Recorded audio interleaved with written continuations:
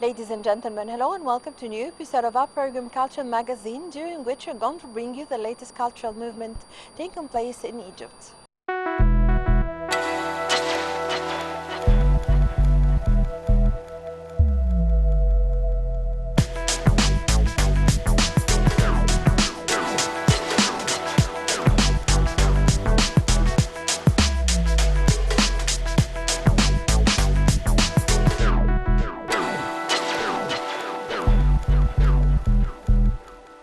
The art of photography has recently witnessed a great development in Egypt. Let's watch the following segment.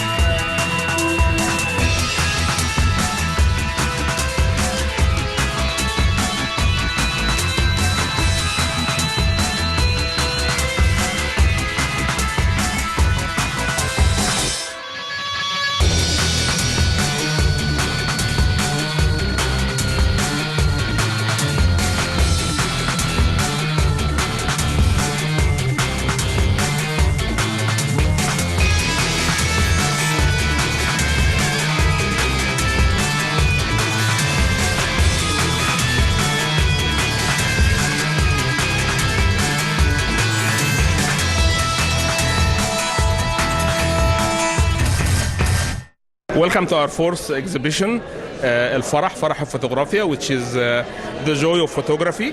In the fourth edition, we are 426 photographers, participants with 426 pictures. We are covering a broad spectrum of photographers of specialty in photography, portraits, landscape, and many other topics. What is different in this exhibition than the three previous ones is that we took very good care of the post-processing, the editing, the selection of the pictures. This time every single picture had a special post-processing and editing. In this edition, all the pictures had a very professional post-processing, a very unique printing quality. So I'm expecting around 2,000 or 3,000 visitors during the inauguration, during the whole day. And the participants are from most of the Arab countries, at least most of the Arab countries, and of course many European and Asian countries. The quality of the participants this year increased very much than the previous years, even than the other exhibitions that I attended last year. They were very selective. Since we had a good reputation one year over the other, they are trying to improving their skills and the knowledge about photography, and that shows very well in the variety and the quality of the pictures in our exhibition. Every year we have a topic that overpasses the other ones. For example, last year the landscape was the majority. This year we have a lot of macro photography and we have a lot of landscapes. The skills needed to take portraits photography are embedded in the brains of the photographer. He uses the lighting, he uses the camera, and he uses his personal skills.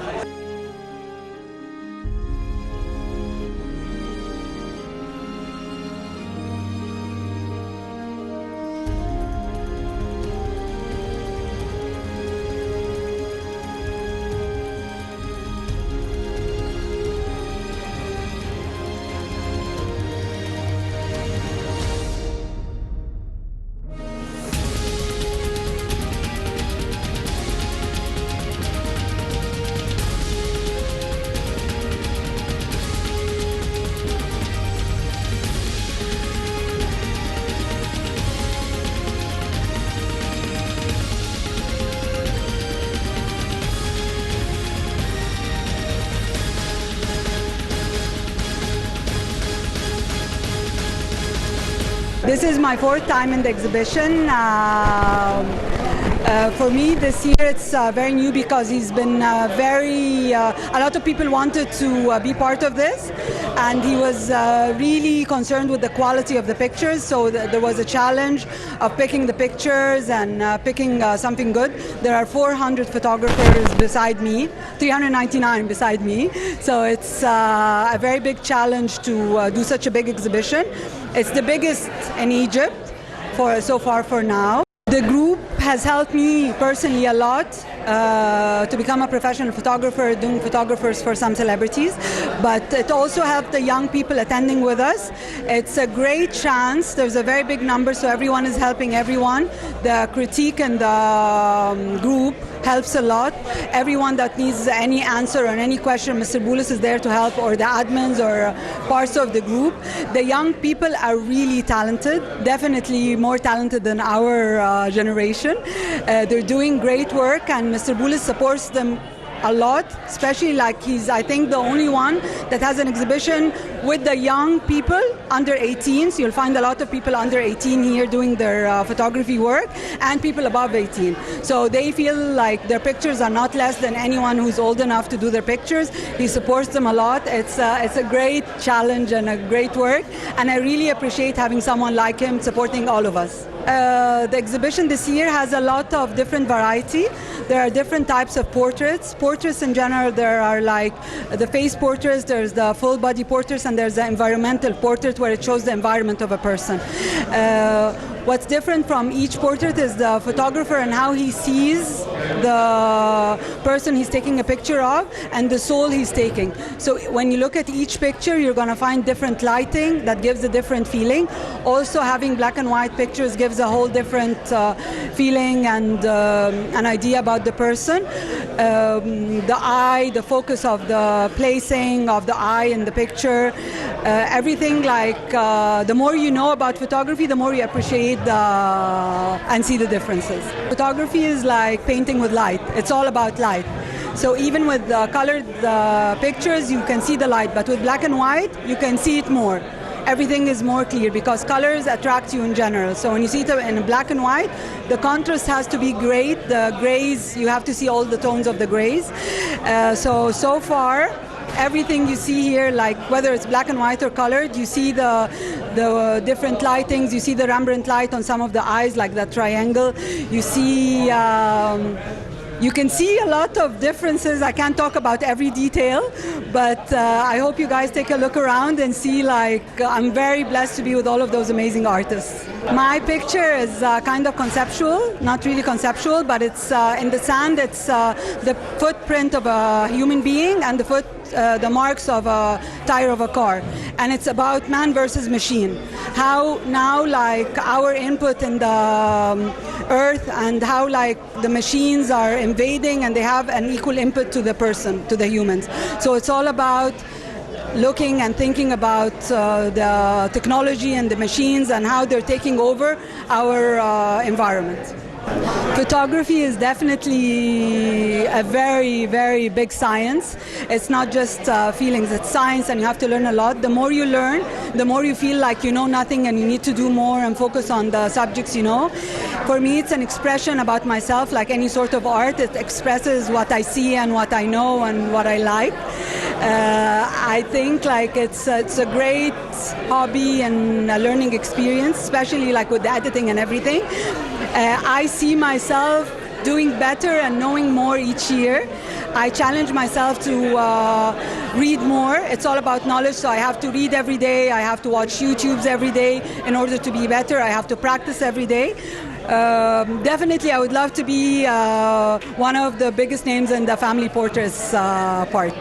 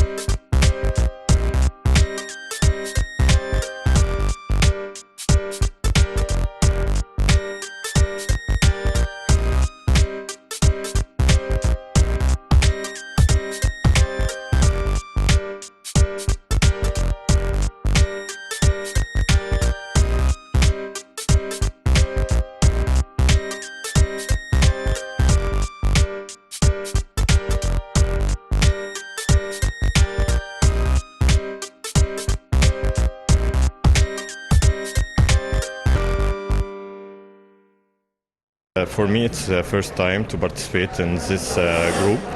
And really, it's a great honor for me to be one of the participating. As you see, we have many different categories, portraits and landscape and animal photography. There is a lot of different categories you can see in this group and this exhibition. So I was very lucky to be one of the participate on this exhibition, and it's one of the biggest group in Egypt. You can learn from it photography, and it's very great and a great honor for me.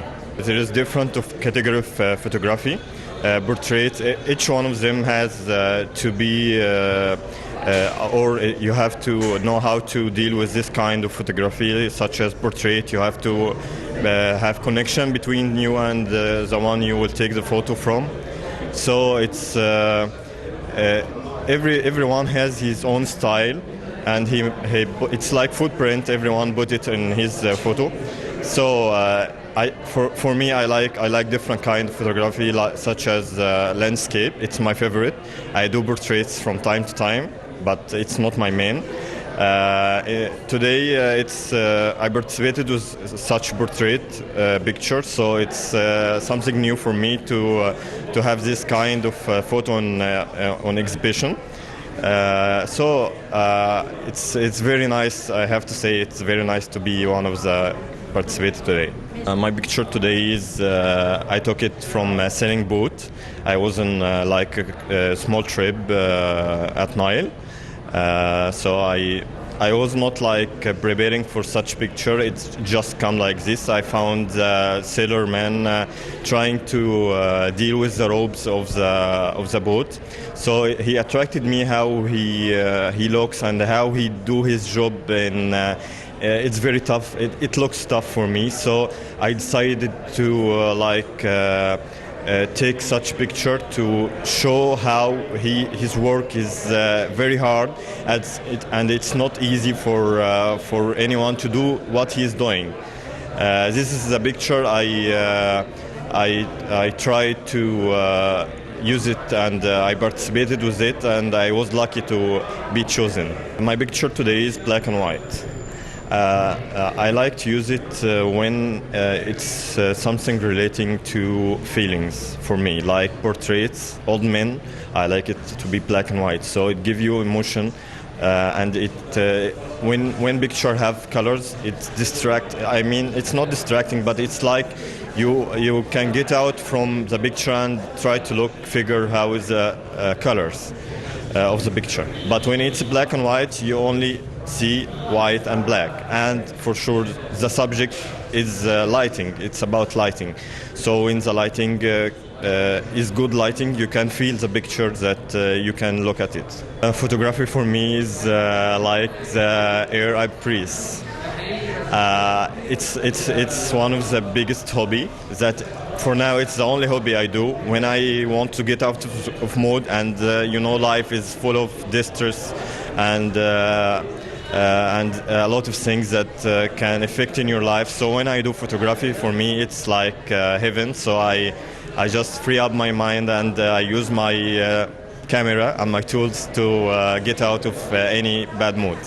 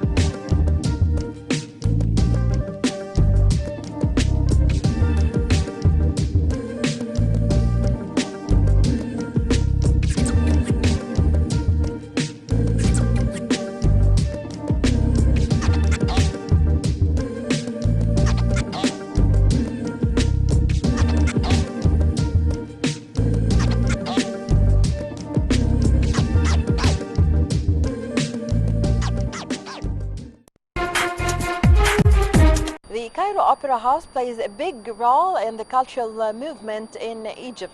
Let's watch the following segment.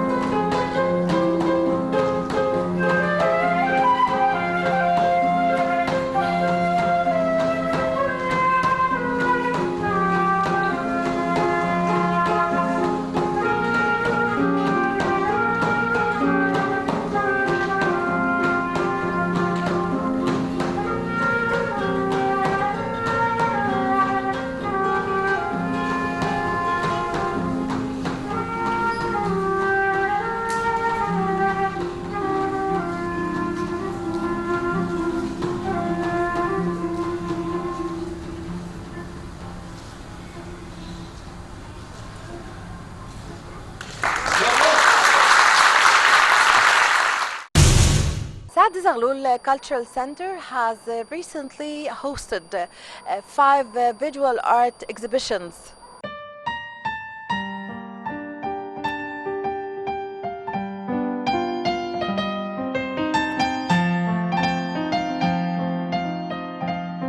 The museum is located near downtown, beside Qasr Al Aini Street. A large statue of Zaghloul stands beside a small green area at the entrance to the museum.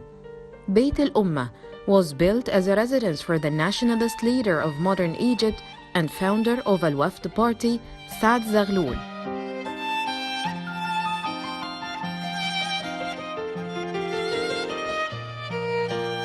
His home, which has been turned into a museum that narrates a very important era in Egypt's history.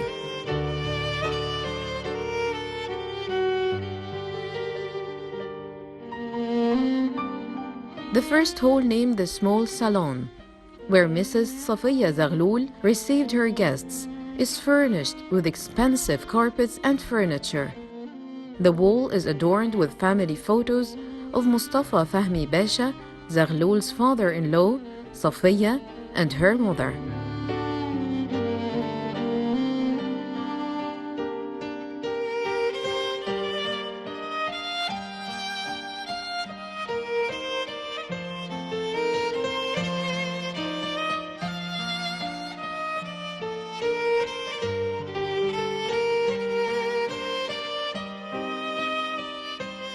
The Grand Salon is dedicated to Saad Zaghloul's guests, especially political figures and key members of Al-Wafd party.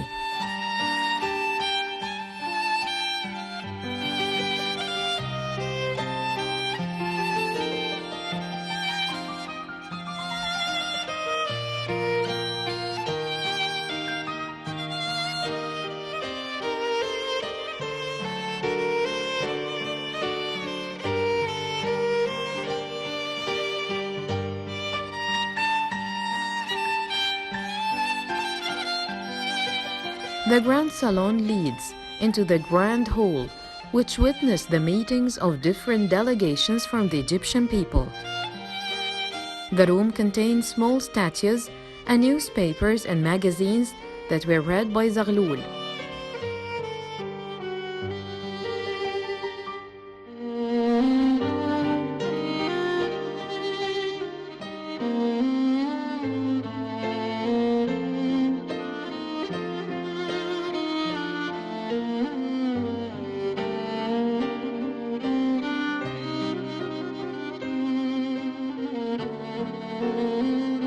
The dining room, also located on the ground floor, is adorned with wooden furniture that Zaghloul bought from France, comprising 12 seats, a tea car, and an old radio.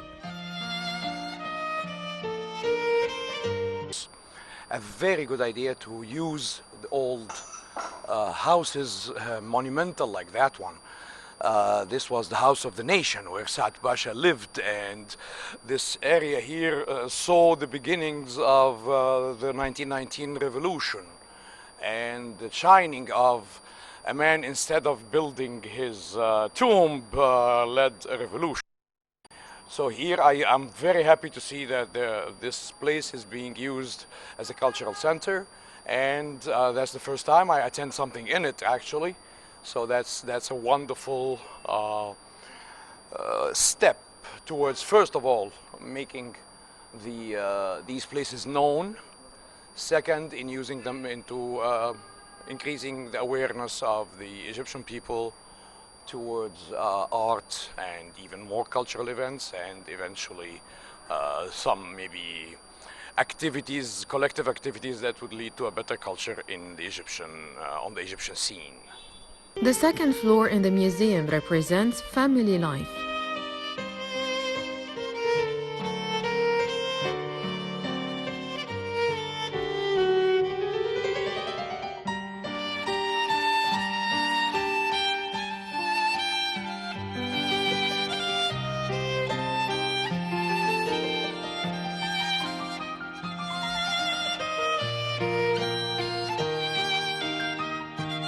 The bedroom includes 2 beds, and after Saad's death, Sophia continued to sleep there until her own death on the 12th of January 1946.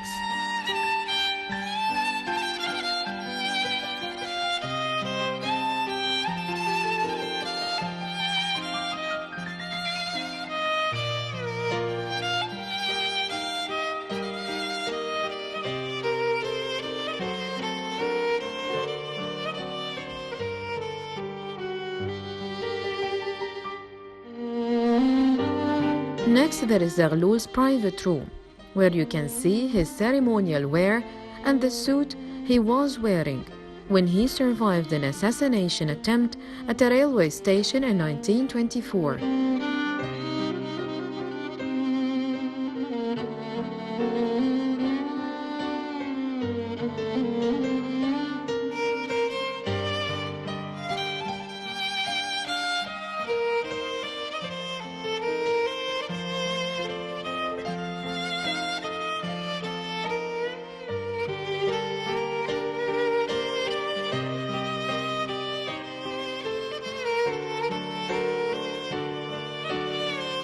In the Haramlik room, where women would sit together separated from the men, there is a picture of Safiya, who was also known as al-Masriyin, or the mother of Egyptians.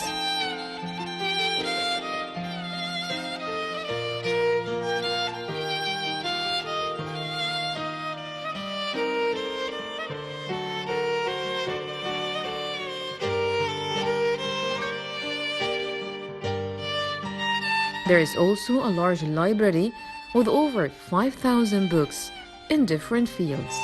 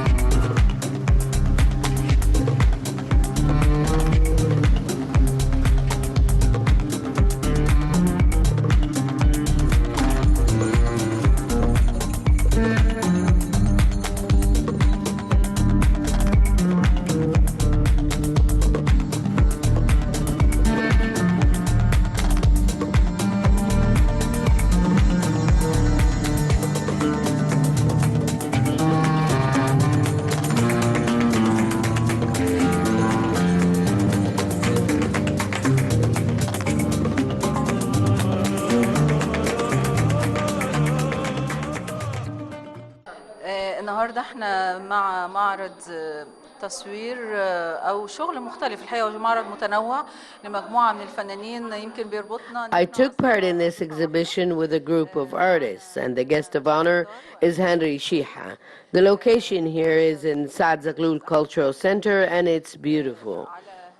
As artists, we learned how to relate the story of a site. I first went to the Christian district in Old Cairo, and for 2 months, I tried to record everything without a camera because it sometimes hinders other types of thought and art. I also went to the Potter's region close by. My first hobby is painting, but I also excel in writing, which actually took me away from painting for a while. I'm a trainer for amateurs of art. The best thing that happened to me is when I visited different parts of Egypt, I discovered that Egypt is a group of treasures of heritage and beautiful sites. We were all full of pride to see these beautiful places in Old Cairo and in the Hussein region. And one can also see people's relationship with Old Cairo's architecture in Islamic and Christian Old Cairo. We also saw the Jewish synagogue. I mainly work with light and its impact on these various sites. So light has a certain effect on everything.